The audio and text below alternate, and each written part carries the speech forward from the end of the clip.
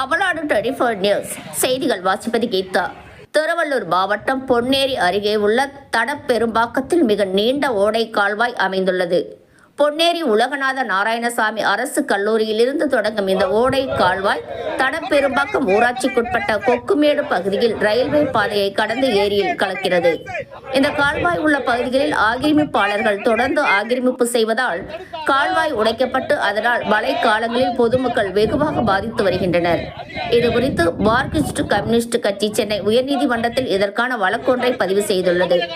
அதன்படி சென்னை உயர்நீதிமன்றம் ஓடை கால்வாய் ஆக்கிரமிப்புகளை அகற்றி நீர்வரத்தை சரி செய்ய வேண்டுமென அதிகாரிகளுக்கு உத்தரவிட்டுள்ளது. ஆனாலும் இதுகுறித்து எந்த அதிகாரியும் நடவடிக்கை மேற்கொள்ளவில்லை. இதனை வலியுறுத்தி மாவட்ட ஆட்சியர், வட்டாட்சியர், பொதுப்பணித்துறை, ஊரக வளர்ச்சித்துறை உள்ளிட்ட துறைகளுக்கு பலமுறை தகவல் அளித்தும் யாரும் செவிசாய்க்கவில்லை. இந்த நிலையில் கொக்குமேடு அருகே சுமார் 10 அடிக்கு மேலாக சாலை ஓரம் பள்ளங்கள் தோண்டப்பட்டு கட்டுமான பணிகள் நடைபெற்று வருகிறது. இதனை அறிந்த மார்க்சிஸ்ட் கம்யூனிஸ்ட் கட்சியினர் இந்த இடத்திற்கு சென்று ஆர்ப்பாட்டத்தில் ஈடுபட்டனர். பின்னர் அங்கு வந்த பொன்னேரி இன்ஸ்பெக்டர் தமிழன்பன் தலைமையிலான காவல்துறையினர் தக்க நடவடிக்கை எடுப்பதாக தகவல் அளித்ததன் பேரில் அவர்கள் அங்கிருந்து சென்றனர். பேட்டி திரு சேகர். கொக்குமேட்ல ஏன் இந்த வேலை தடுப்பு போராட்டத்தை எடுத்தோம்னு சொன்னா, கோர்ட்டு உத்தரவை மதிக்காத அதிகாரிகள் மீது நடவடிக்கை எடுக்கணும். எந்த ஒரு தொழில்நுட்ப விஷயங்களை பார்க்காம அலுவலகத்தில் இருந்தே அனுமதி வழங்கக்கூடிய பொதுப்பணித்துறை அதிகாரியை கண்டிக்கின்ற வகையிலையும் இந்த நீர்நிலை பாதுகாக்கப்பட வேண்டும்.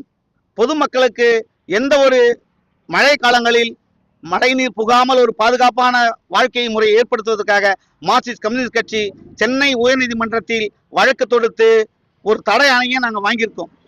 இந்த தடை ஆணையை